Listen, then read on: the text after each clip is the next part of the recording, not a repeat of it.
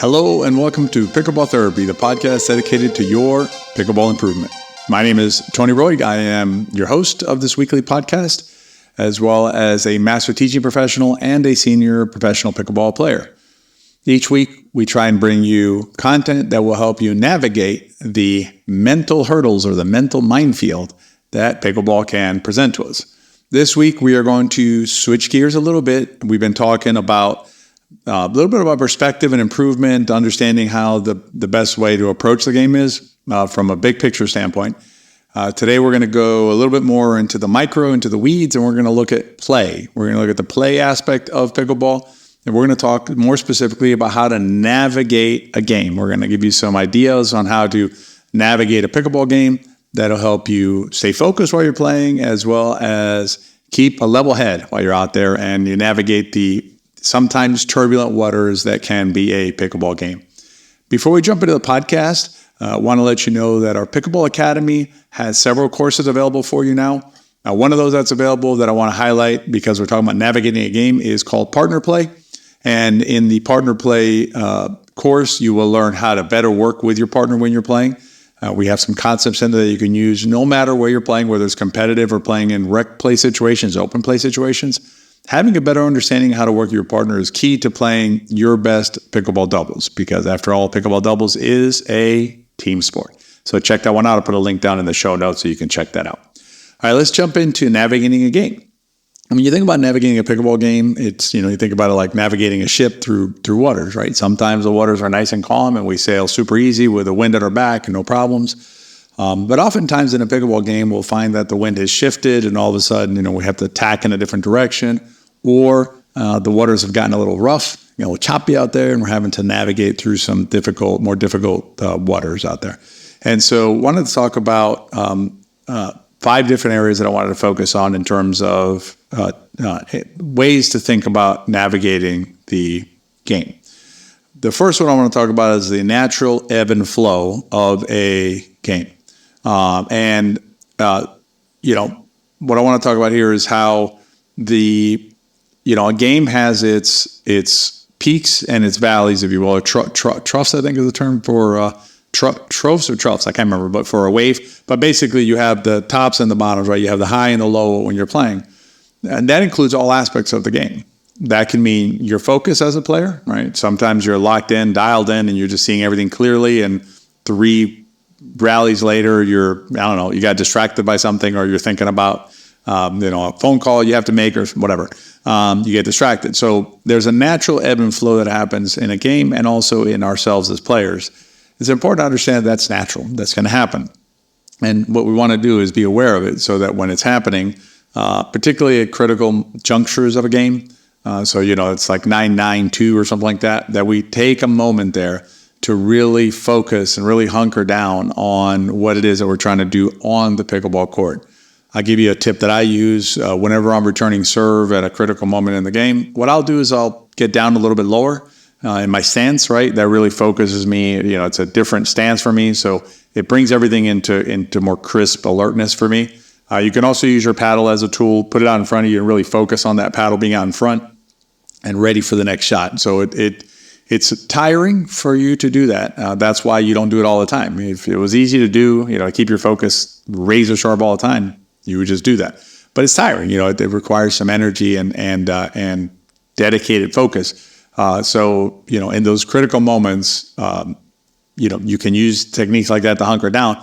But just be aware of the fact that it's perfectly natural to have ebb and flow. It'll happen on your side and happen on the other side of the court as well with your opponents. So that's one you can deal with.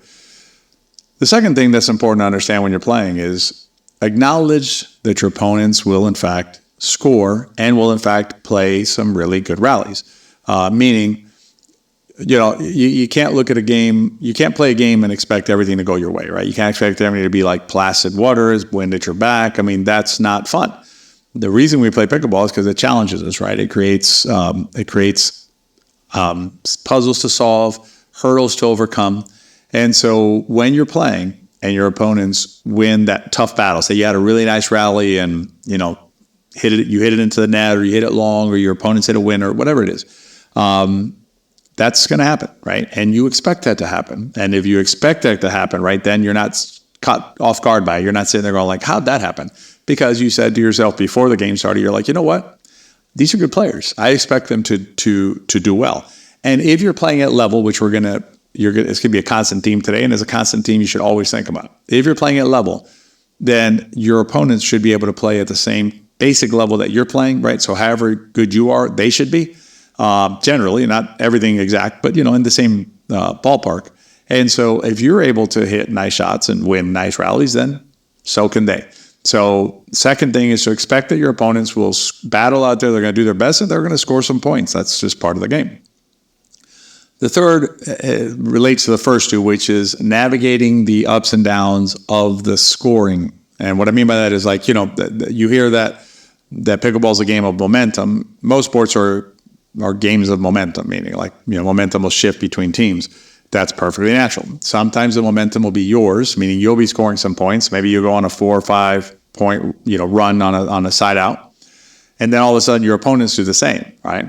And what happens is, we feel really good when we score those 4 or 5 points in a row, but we feel perfectly awful when our opponents score 4 or 5 points in a row. Now, I'm not saying we should want our opponents to score 4 or 5 points in a row. However, it does happen. It happens both in our favor and against us. And so we need to understand that those are natural pieces of the game, natural ebb and flow, going back to the ebb and flow idea, right? But specific to the score, that the score momentum and movement is natural. And so, enjoy when you score 3, 4, 5 points in a row, but understand that sometimes your opponents are going to do the same. And that's perfectly fine to have a bad rotation. In other words, for you, right? A rotation where your opponent scored 3, 4, 5 points, not ideal, but it'll happen. And if you let it bring you down too much, if you let it take you out of the game, that's going to hurt you longer term than just that one rotation. So be ready for it and understand that when it comes, you just have to be able to weather those situations. You have to be able to weather the storm, so to speak, in pickleball.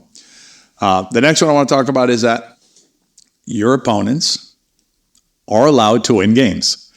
And again, this is not defeatist. I'm not saying, hey, let's play so that our opponents win all the games and, la-di-da. Not like that. But if you're playing at level again, then you need to accept the fact that your opponents will, in fact, win games. And if you're playing perfectly at level, right? So, exactly at level, then it's 50-50, meaning 50%, right? So meaning you win one and they win one. You win one and they win one. So when you finish a session of, say, 6 to 8 games and you've won 3 or 4 and lost 3 or 4, perfectly fine, because that is what you expect to happen during a session if you're playing at level. And then the last thing I want to give you is, learn how to savor those really tough matches, those really tough games. And the key is this, because I know you know how to savor it when you win. I get that. But savor them when you lose. So savor your tough games, whether you win or lose them. And I'll give you a few examples. So one is overtime. Overtimes should be easy to understand, right? So basically meaning, we tied at 10 and we got to go to 12, or we tied it, we keep going. And say we're playing to 11 and we end up one team winning 14-12 or 15-13. That's awesome. Doesn't matter whether you won or lost it. That in and of itself is a victory for both teams, right? To be able to go into overtime and to have that kind of grit and battle and fight in both sides is amazing and should be savored independent of the result of that game. Another example I want to give you, or another scenario is, let's say, those times that you're up 9-1, right?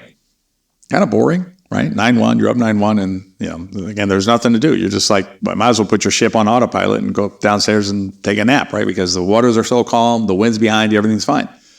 But then what happens? Your opponents battle back and they come back and they claw out the game and beat you, right? That's a good game, right? That means that your opponents battled back and forced you and pushed you and were able to come back, right? Sometimes you'll be the 1, sometimes you'll be the 9, but celebrate it whenever it happens either way. And the other thing is, when you're down 1-9, right, and you still lose, but you lose 11-9, that's awesome, right? You were down 1-9 and you came back and lost 11-9, celebrate that. And I'll tell you a quick personal story here, playing with some friends the other day, and we had a really good first game. It went so long that one of our opponents, we always switch after we play 2 out of 3, and then we switch partners just to rotate throughout the day. And one of the players was like, okay, we got to rotate, right? And we were like, no, that was the first game. And he was like, I thought we played 2 games. It felt like 2 games because I think that one game lasted about 25 to 30 minutes, which is great. That means it's a good game. And you got to learn how to celebrate those situations where even though we lost the game, right? We played a fantastic game, and so did our opponents. The fact that they just happened to have the arbitrary 11 before we got to the arbitrary 11 doesn't change anything that happened during that game. Same thing happened the next game where we were down. The next game, I remember more specifically, we were down either 6-0 or 6-1. It was a bad start for us. And we ended up losing that game as well. But we lost that game. It was either 14-12 or 15-13. I can't remember exactly. Actually, I'll tell you more about that game. We were down 10-5. So we were down 5-10. We had 5, they had 10. So we were playing to 11. And we didn't give up. We kept going. And we kept siding them out when they were serving, and we scored a few, and then we sided them out. We scored a few. We tied it at 10. We actually had game point on our paddle once or twice. I know once for sure. It might have been twice. We could convert it, but, we went from 6-0 or 6-1 down, 10-5 down to a 14-12, 15-13 defeat. That's awesome. So learn to savor those tough games, win or lose. So hopefully these 5 kind of ways of thinking about pickleball when you're navigating the game will help you as you're navigating these games, because you're better prepared to experience the natural turbulence, the natural struggles that will occur during a pickleball game.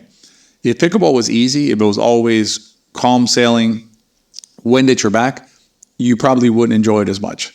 So the fact that we have these challenges that are presented to us, these waves we have to navigate, this shifting in the wind and things like that, is what makes pickleball worth playing. So as you get ready to play your next session, listen to this episode. Consider bookmarking it. It's a really good episode to kind of keep yourself reminded of these things so that next time you play, you go out to the court equipped to better navigate your pickleball game. And remember to savor those tough matches, win or lose. Speaking of savoring, if you savored this week's podcast or any other episode of Pickleball Therapy, please share it with your friends. Remember, if you enjoy the podcast, they probably will too. I hope you enjoy your next set of games that you get to play pickleball at and better equipped with this knowledge. And I hope to see you at our next podcast.